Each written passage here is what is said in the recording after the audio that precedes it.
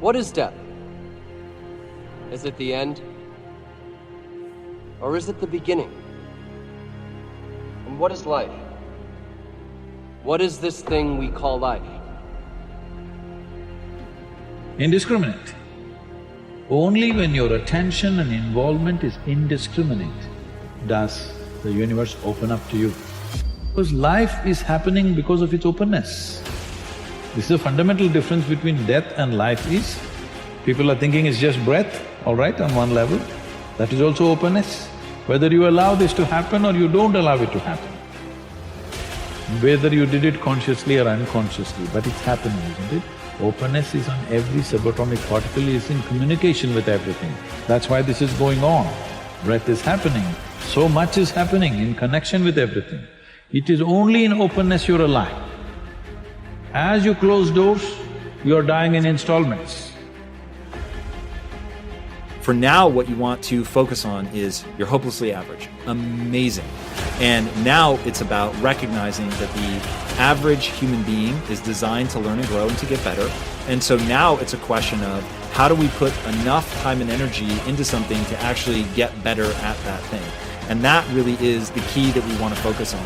I think when you feel stuck or dissatisfied in your life, it's a signal.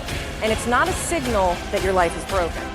It's a signal that one of your most basic needs are not being met. Your need for exploration. Everything about your life, about your body, grows. Your cells regenerate, your hair, your nails, everything grows for your entire life. And your soul needs exploration and growth. And the only way you'll get it is by forcing yourself to be uncomfortable. What's the most important key to success? I think it's hunger. It's not getting satisfied. A hunger that doesn't go, a hunger to learn, a hunger to grow, a hunger to serve, a hunger to give, a hunger to create breakthroughs. Most people are hungry until they make a certain amount of money and then they get comfortable. And there's nothing wrong with that, but it's not about the money, it's not about the business, it's about your growth. Because every one of us either grows or dies. People ask me all the time, what does it take to be happy? I say one word, progress. Progress equals happiness, because achieving a goal feels good for how long? A week, a month, 3 months? And then there needs to be something else. And the reason for something else is because you gotta grow. The only thing that I think people should fear is standing still. So I've often said that running 1,000 miles an hour in the wrong direction is better than standing still. Stop waiting for something to move you and move yourself.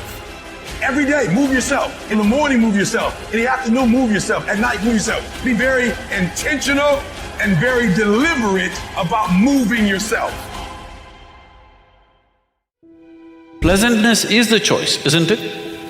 So why is it so much unpleasantness is happening in human experience? Because we never took charge of the inner dimension. We believe by fixing the outside, everything is going to be okay. In the last 100, 150 years, with the advent of science and modern technology, we have fixed too many things on the outside. If you fix any more, there won't be a planet left. Yes, definitely this has brought much convenience and comfort to our lives. In every way, we are the most comfortable generation ever. Do you agree with me? I know you have series of complaints about how things are not okay, but we are the most comfortable generation ever before on this planet, isn't it so? But we cannot say we are the most joyful generation on the planet, we are the most loving generation on the planet, we are the most blissed out generation on the planet, definitely not. We are complaining like crazy about everything, like never before. This is because we fixed the outside. Comfort and convenience has happened, well-being has not happened. If your interiority was handled by you consciously, you would definitely keep this in a blissful state. So is bliss the goal of life? No. Bliss is a necessary condition for life to flower to its full potential, otherwise it will remain constrained. How to address the larger issues of my life? There are no large issues in your life. What is the large issue that you're talking about? It is just about what job to take, which girl to marry, that about covers it. Where to go for vacation, whether to get married or not get married, These are the things, isn't it? These are not large issues, these are little things in your life. Yes, oh, is it just a small thing whom I get married to? I'm not saying it's a small thing, but as an issue, it's a small issue, little issue. As a consequence to your life, yes, it has many things. But this is something that human beings have done for millions of years. We have enough experience on these things, isn't it? We know that whatever job we take, whoever we marry, it is just the way we make out of it. Every experience of life, you can make it an enriching experience. Every experience in your life, you can make a curse out of it. See, there is nothing wrong in your job, whatever job you're doing. There's nothing wrong getting this job, there's nothing wrong in losing this job. There's nothing wrong in getting married, there's nothing wrong in getting divorced. There's nothing wrong in not getting married. There is nothing wrong in anything, there's nothing wrong in this or that. But it is just that you make misery out of it, that's wrong. If you do this, you make misery out of it. If you do that, you make misery out of it. That's what is wrong with you. So you got married, is it wrong? That's not the point. There's nothing wrong with it. You did not get married, is it wrong? No, there's nothing wrong with it, that's wonderful too. You got divorced, is it wrong? No, that's also wonderful. It is just that you make misery out of everything, that's what is wrong. You just address that one issue, everything will be settled. The ego, of course, looks for liberation from its unsatisfactory state.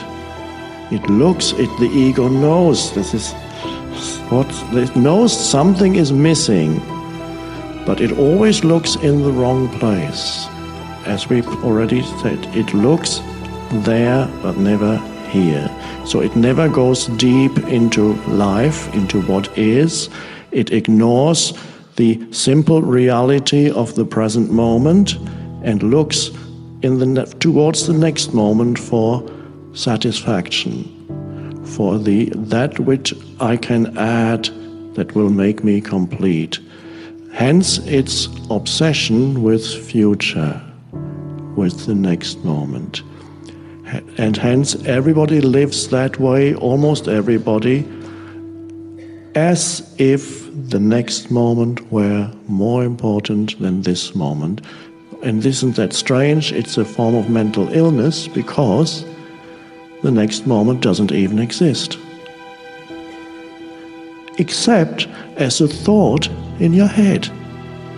That's the only absolute reality that future has, is it exists as a thought in your head. And it is fine, as for practical purposes, it's a helpful thought that there is such a thing as future, because it enables you to make an appointment. So it's helpful. We got here because of future, because of this thought that there is such a thing as future. But there isn't, because nobody has ever seen it or touched it or experienced it. And since nobody has ever seen, touched or experienced it, we can assume that it doesn't exist. And obviously it doesn't, because when the future comes, it's the now. The next moment comes that you wanted to get to, and finally you get there, and it turns out, oh, it's the now again.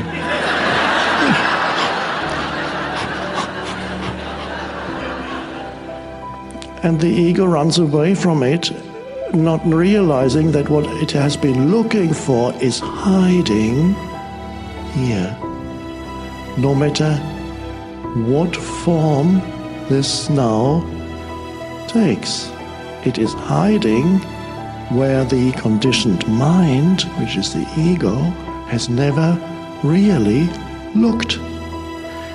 It always made the now, at best, into a means to an end, okay, this now, I need this now because it enables me to get to that more important moment, which is the future. Okay, a stepping stone, best of times. Or the ego had reduced the now to an obstacle. And for some people, that is their normal existence. Every day long, whatever comes into the now, they look at it as an obstacle.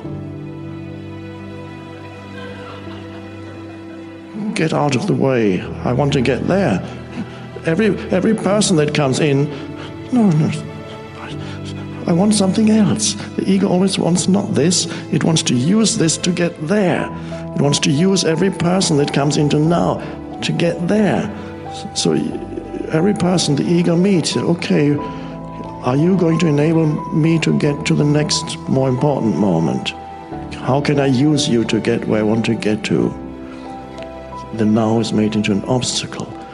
Or for people who are very strongly identified with the egoic mind, they make the now into an enemy. Continuously complaining, it's never enough. They should, why don't they? This is never. Well, they could go into the most wonderful place, and after 5 minutes, they found the one thing that's not working as it should, and they're complaining. Yeah, they should do something about it. If not, I'm going to do something about it.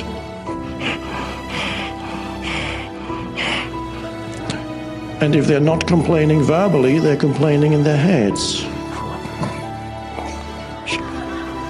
They're complaining about situations, about other people, about what's happening, or complaining that something that should be happening is not happening. This sounds insane, because it is insane. But it is not nothing personal. It is not recognized as insanity because it is fairly normal. And if it's normal, then it's not recognized as an illness. So that is the dysfunctional state of consciousness that is condemned to perpetual discontent.